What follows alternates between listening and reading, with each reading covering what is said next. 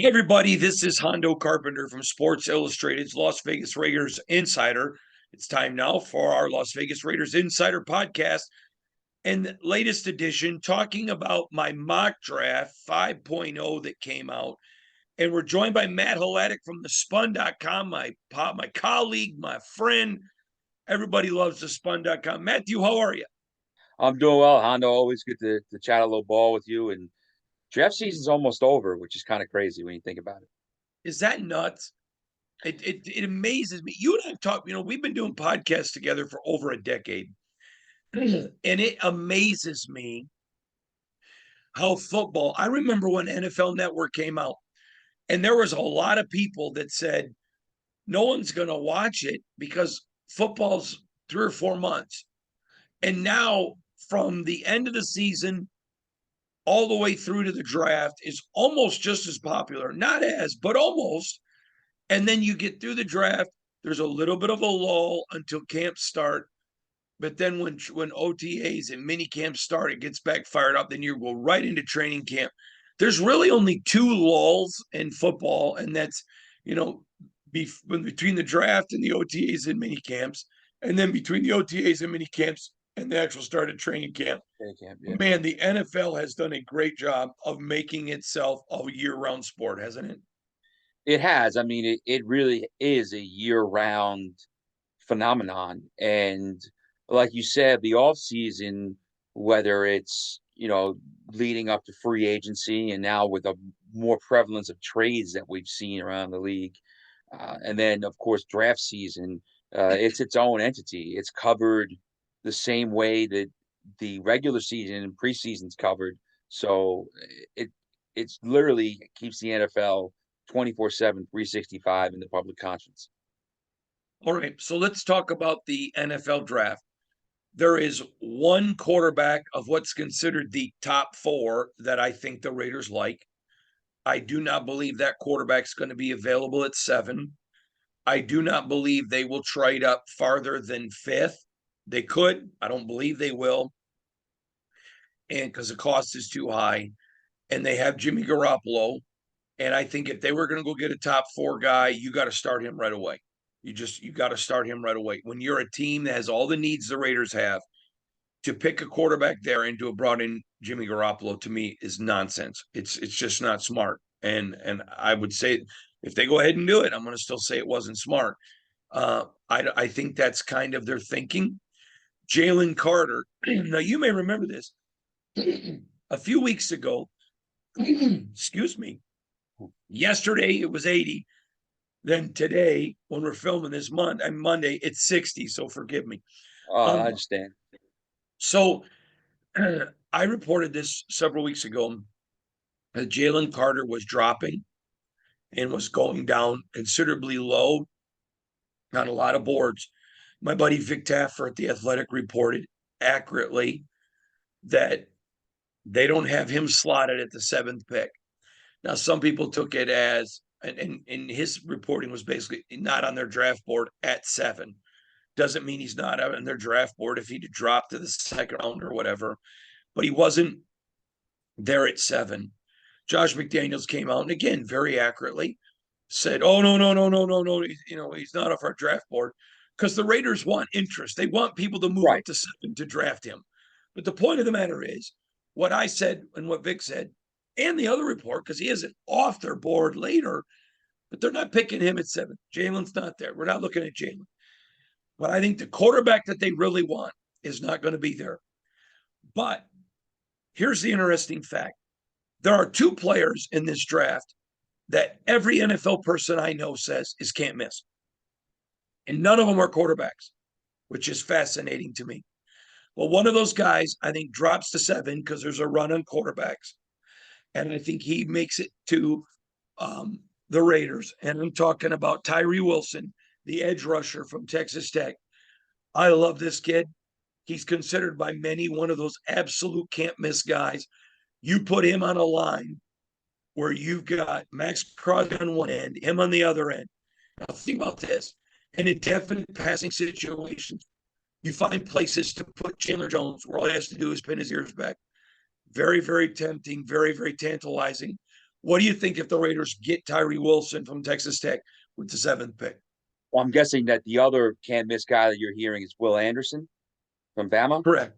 Yep. So, I mean, those are two pass rushers. Will Anderson will be off the board. So, I think if you're looking for a pass rusher at 7, he would be your next best bet.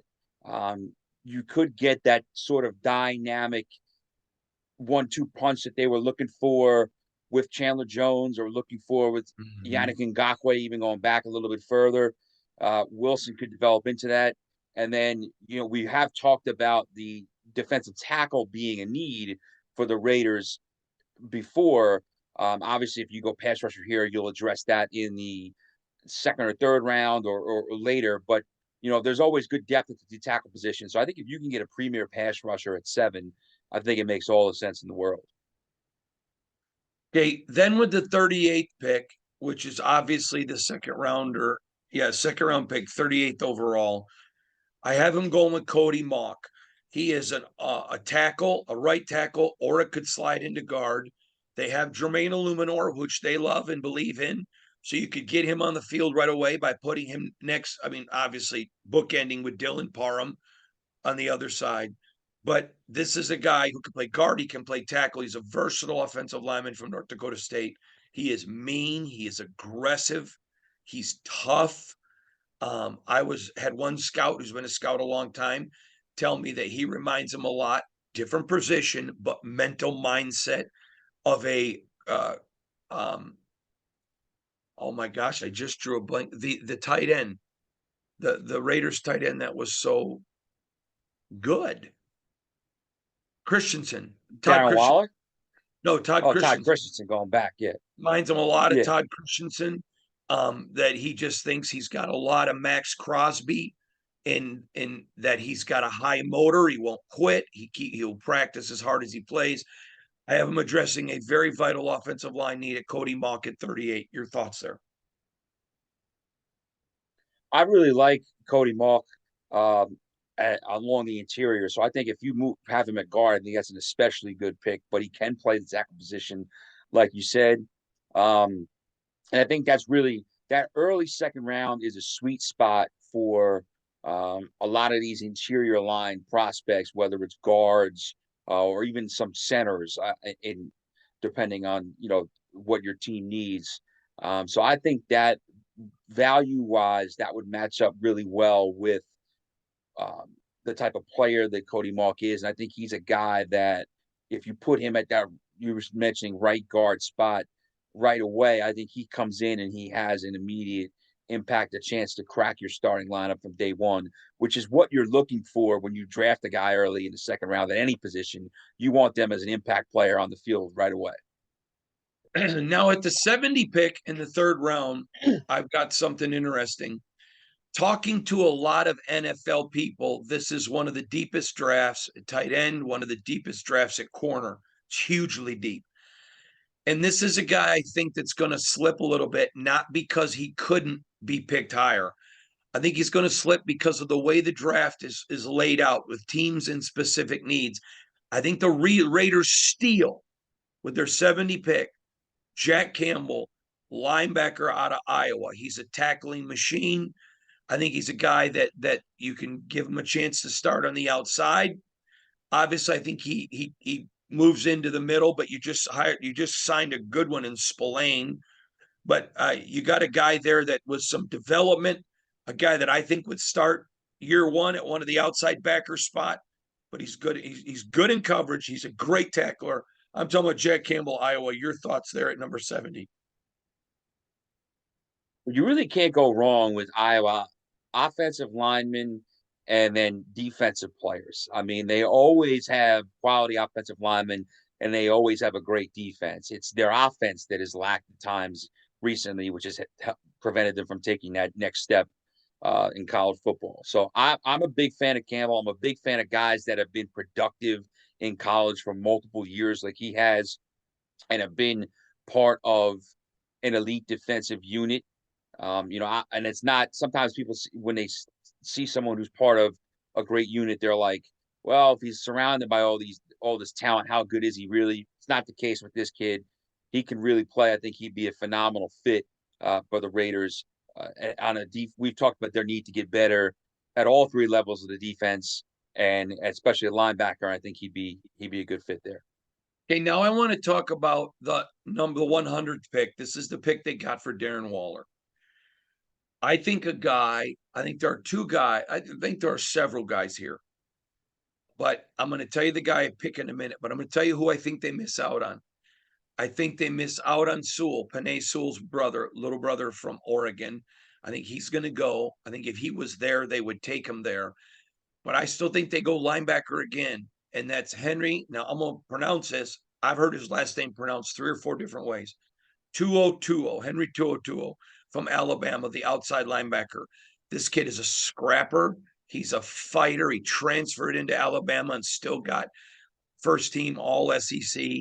This is a guy that you put on an outside spot. There's no Mike linebacker in him, but you put him on the outside spot. I think this is a guy that starts right away. I think they could have two at this draft. They could have Splain in the middle, two outside backers, rookies, but guys with high upside. I like Henry 2020. And if you can pronounce it any way that you know is better, please correct me. At 2020, Toto, I'm not sure exactly, but either way you say it, he's a great, great football player. Was the anchor of that Bama defense at linebacker. Arguably the best player at his position coming into the draft. I think that if you can get him at the 100th pick, so late third round, almost early fourth, because it's a conditional pick, that's a definite steal if you're the Raiders there, especially if you're looking to come away with defensive impact players, which it's clear that judging by your mock draft and judging by a lot of the projections, that's what the Raiders are looking to do in this draft. Yeah. Now, the last one is the 109th pick in the 4th round. I think they get a quarterback here, Tanner McKee out of Stanford. He reminds a lot of people of Mac Jones. He's a quintessential pocket quarterback. I know that Josh McDaniels has talked about his system fits everyone, but if you look at his track record, he goes out and signs Jimmy Garoppolo. He went out. I mean, Mac Jones was somebody that they were since they wanted. Tom Brady was a guy that they wanted. So it sticks there. But at the same time, if you don't see what you want from Tanner, next year's quarterback class is exponentially better than this year's. So Right. then it gives you, and now with Mark Davis all but admitting it's a rebuild, and with them, the way that they're talking now, they're not using the word rebuild, but that's clearly what it is in Vegas. It's a rebuild. If you're going to go sign Jimmy Garoppolo, you don't go get a top 4 guy when you've got other holes. This allows you fill in some more space. You know that you're rebuilding, give some guys some chance to grow. And then if you want to go get a long-term franchise quarterback, it's a next year's move. Again, I like McKee. I know there's a lot of people that don't like McKee. That's fine. But I think with Josh McDaniel's system and what he does, we saw what he did with Mac Jones, getting him to a Pro Bowl in his first year, getting to the playoffs. You've got Jimmy to be his tutor, which Jimmy doesn't mind that. He's not Aaron Rodgers or Brett Favre, who doesn't want to play tutelage to his young guy coming up. I think this is a great fit. I think it fits right. They're allowed to use those first 4 picks on key positions, get key starters, and then McKee's there. And listen, I don't want Jimmy hurt. I've said all along, if Jimmy Garoppolo doesn't get hurt this year and miss games, this was a great signing. But his track record says he's going to, and if he does, you've got Tanner McKee there to step in a rebuilding situation. Your thoughts on picking up McKee at 109?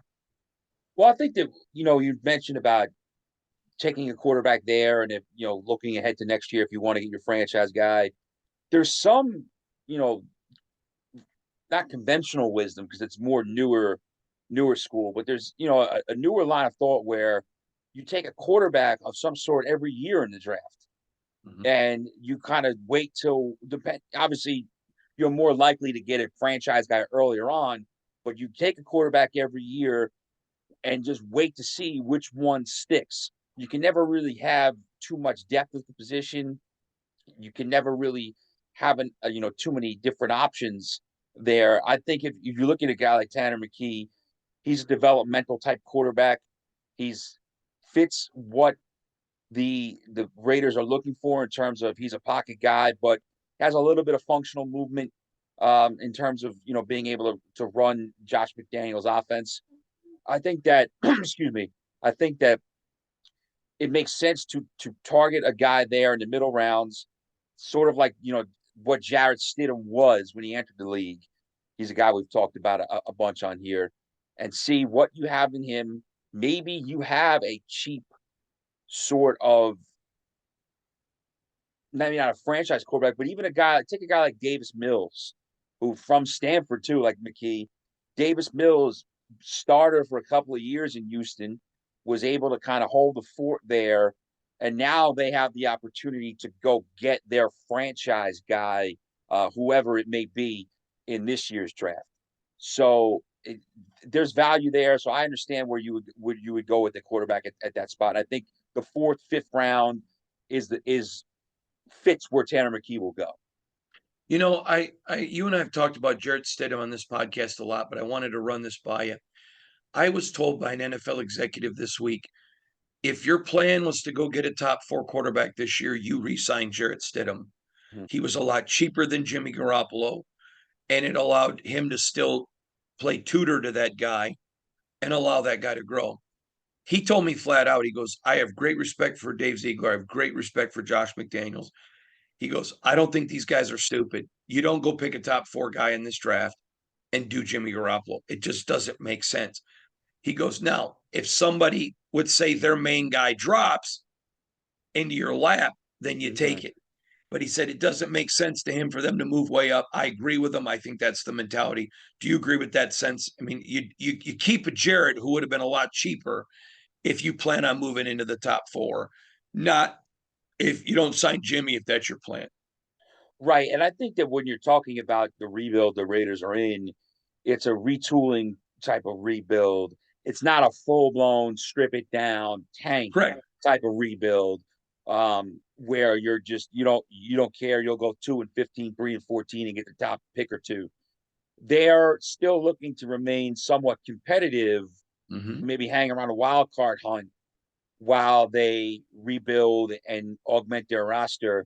So I think that that's why Garoppolo was such an attractive fit for them, besides the familiarity he has with Josh McDaniels and Ziegler, obviously.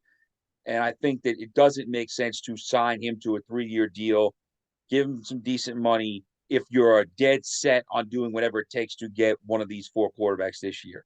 Like you said, if one really drops to 7 and it's the guy that they want, then maybe you say, well, maybe it's meant to be. We'll take a chance here.